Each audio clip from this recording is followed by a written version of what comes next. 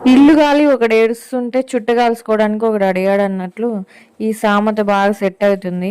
ఏదాని గురించి చెప్తున్నాను అనుకుంటున్నారు కదా, ఈ వీడియో లాస్ట్ వరకు చూస్తే మీకే అర్థమవుతుంది. మొగుడు చనిపోయి 15 రోజులు కూడా కాలేదు, అప్పుడే పెళ్లి పెళ్లి అని ఒక అమ్మాయిని వేధిస్తూ ఉంటారనమాట. చుట్టుపక్కల వాళ్ళ మాటలు పడుకొని వాళ్ళనే మాటలు వినిపించుకొని తను సమాజంలో బతకల్లా లేదా అనే ఒక మైండ్ సెట్తో ఉండి 23 ఇయర్స్ అమ్మాయిని ఎలా ట్రీట్ చేయాలని కూడా తెలియకుండా కొద్ది కూడా వాళ్ళ పేరెంట్స్కి లేని బాధ చుట్టుపక్కల వాళ్ళందరికీ వచ్చేస్తుంది అనమాట. వాళ్ళు కానీ 10 రూపాయలు ఇచ్చే వాళ్ళు ఉండరు, పెట్టే వాళ్ళు ఉండరు.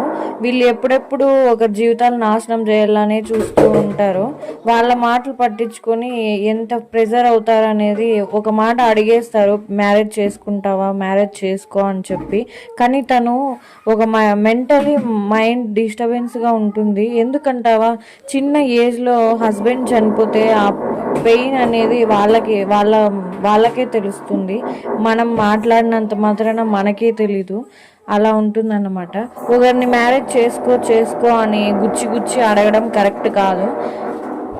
ఈ విషయాలన్నీ ఎందుకు చెప్తున్నానంటే, మన సబ్స్క్రైబర్స్లో ఒకరు మనల్ని కాంటాక్ట్ అయ్యారనమాట, మెసేజ్ పెట్టారు. దానివల్ల అయితే వాళ్ళకి కొద్దిగా మైండ్ అనేది రిలాక్సేషన్ ఇవ్వండి.